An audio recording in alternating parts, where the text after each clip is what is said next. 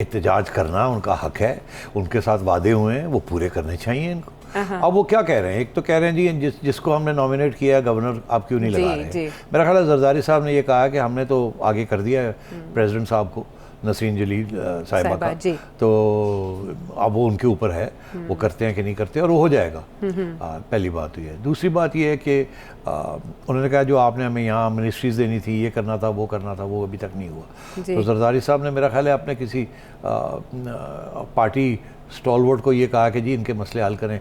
मुराद अली शाह को उन्होंने chief minister को कहा है कि जी इनके जो मसले हैं इनके हल करें, तो वो हो जाएगा। देखिए मैं एक बात आपको बताऊं, प्लेट के ऊपर रख के कोई किसी को कुछ चीज़ नहीं देता सियासत में।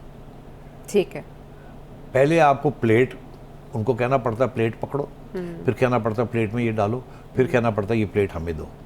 ये कहे जी वो हमें आपने देना था वो आप नहीं दे रहे, कोई नहीं देता।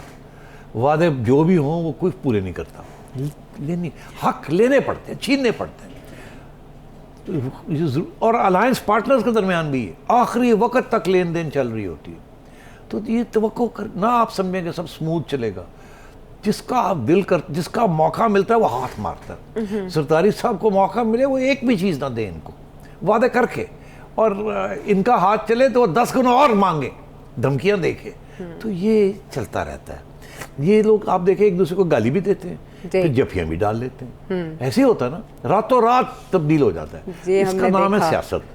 तो इसलिए सियासत के अंदर लेन देन सारा वक्त चलती है, और आज के दुश्मन कल के अलायंस पार्टनर, आज के अलायंस पार्टनर कल के अपोजिशन, तो ये चीज़ें चलती रहती हैं। हमें ज़्यादा परेशान नहीं होना चाहिए।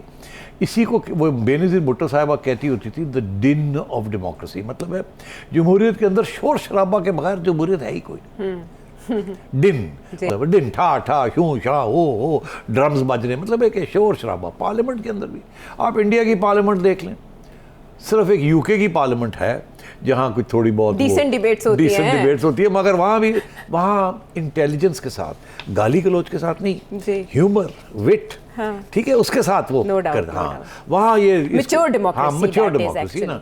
और अमेरिका के अंदर भी जो डिबेट्स होती है मैच्योर डेमोक्रेसी। यहाँ इमैच्योर डेमोक्रेसी। इंडिया आप समझते हैं कि मैच्योर डेमोक्रेसी, वहाँ तो सर तोड़ते हैं। बांग्लादेश के अंदर लोग मारे गए हैं पार्लियामेंट के अंदर, थाईलैंड के अंदर हमने देखा था, कोरिया में भी ऐसे, और जूते चलते हैं, क्या नहीं चलता। मगर ये दिस इज पार्ट ऑफ ये हमारी मिडिल क्लास जो है ना, अर्बन मिडिल क्लास जो है, उनको बड़ी तकलीफ होती है, यार ये पार्लियामेंट ये सारे चोर हैं, ये देखो क्या कर रहे हैं। इनका ये मतलब है कि हम जो मिडिल क्लास है, हम तो इलेक्शन में हिस्सा नहीं लेते, ठीक है, हमें तो कोई वोट नहीं देगा, हमें आप लेके आए, हम मुल्क चलाएंगे। तो फिर कि जब MQM ने बगावत की इस हुकूमत के खिलाफ, PDM, उस वक़्त ये हुकूमत नहीं रहेगी। इसलिए MQM, वो अंग्रेज़ी का मुहावरा है, किड ग्लव्स के साथ, मरम किस्म के आप ग्लव्स पहने, MQM को प्यार के साथ उनके साथ रहे। उनके पास इतना पावर है, 7-8 वोट जो उनके हैं, उसके साथ आप इस्लामाबाद में बैठे हैं। अगर आपने उनको नाराज़ कर दिया या किसी ने इशारा कर दिया तो आपकी और MQM लगी जाएगी और आप भी लगे जाएंगे। अच्छा, इसका मतलब है सबसे ज़्यादा इंपॉर्टेंस इत्तेहादियों में सबसे ज़्यादा MQM की है। पार्टी नहीं, देखिए ना, अगर वो इधर उधर हो भी जाते हैं, उनके 2-3 वोट ही है ना, तो ये लोग सरवाइव कर जाएंगे। और ना ही काफली की वैल्यू है, लेकिन MQM स्टैंड्स एज अ की प्लेयर।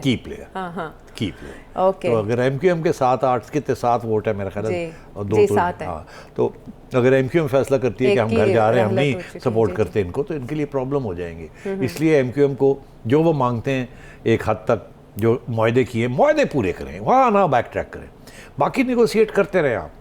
सिंध के अंदर MQM का हक है, कराची के लोग MQM को वोट डालते हैं। मेरी तो ये मौक़िफ़ है कि MQM को और वोट पड़ने थे अगर ये इमरान खान की रिगिंग ना होती वहाँ। और अब अगर कोई फ्री इलेक्शन होती है तो आप देखिएगा क्या होता है। इमरान खान साहब को जितनी पिछले सारी सीटें मिली थी, उसकी 1/4 भी नहीं सीटें मिलेंगी, MQM को मिलेंगी, और कुछ शायद नून लीग को भी मिल जाए। अच्छा, पुराना रंग कुछ MQM पे वापस आ रहा है, कुछ बैनर्स वगैरह ऐसे लगे हैं, और MQM दोबारा से मजबूत होने जा रही है कराची में। तो ऐसा हो सकता है कि पीपल्स पार्टी इतनी सियासी हैसियत MQM की तस्लीम कर ले और ये दोनों आपस में यकजान दो कालिब हो जाएं कि कहीं से प्रेशर आए भी तो उसको मैनेज कर लिया जाए। देखिए, ये अगर हो गया ना किसी दिन, तो पाकिस्तान के लिए इससे बेहतर कोई चीज़ नहीं हो सकती। कराची आपकी इकोनॉमिक हब है। कराची को एक ज़माने में MQM ने टेरराइज़ किया हुआ था, इसीलिए अल्ताफ़ हुसैन साहब को भागे यहाँ से। अब वो ख़त्म हो गया, वो क्रश कर दिया गया था, और सही किया था। मगर उसके साथ ज़्यादतियाँ भी बड़ी होती हैं, बिकॉज बड़े इनोसेंट लोग भी पकड़े जाते हैं एंड सो ऑन। अब जाके एक स्टेबिलिटी आई है वहाँ। मैं ये समझता हूँ इससे बेहतर कोई चीज़ नहीं हो सकती कि पीपल्स पार्टी और MQM मिल के कराची शहर को एक डेवलपमेंट की तरफ लेके जाएं, लड़ाई झगड़े कम करें, कॉम्प्रोमाइज़ करें और कोई मैच्योरिटी दिखाएं। और ये जो पीपल्स पार्टी के बारे में है ना कि पीपल्स पार्टी तो रूरल सिंध की पार्टी है और MQM जो अर्बन कराची की पार्टी है, ये अर्बन और रूरल जो है इसको ख़त्म होना चाहिए।